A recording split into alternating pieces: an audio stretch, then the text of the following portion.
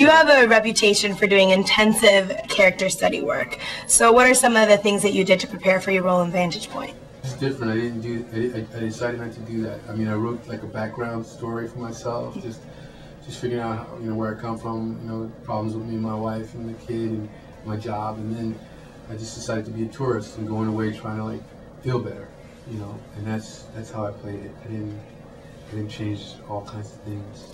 What are some of the things that you look for in the roles that you choose? Because you're obviously a very versatile actor, and we saw you in The Last King of Scotland. You're a hardcore dictator. So do you purposely choose a role like this to kind of counter it so you're not stuck in a niche of acting?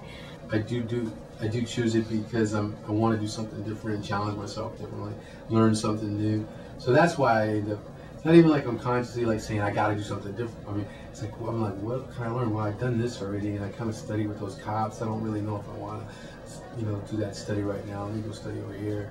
Because to me, it's just like a constant study. What are some of the other things that you do to constantly challenge yourself as an actor? It depends. Like I did this movie where it was totally improv, and I wanted to see how I would behave spontaneously, even though I was playing a professor. So I did it twice. Like there was a movie I did that I really liked called Married. It didn't come out here. Would you live in Osh, And I played a guy who was investigating Gnosticism, and I did all these studies on Gnosticism. And then I had to do interviews, and I conducted all the interviews live and for real.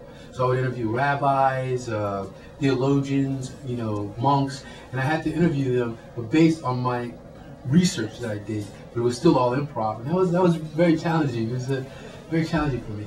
Very nice. Well, thank you so much for talking to me.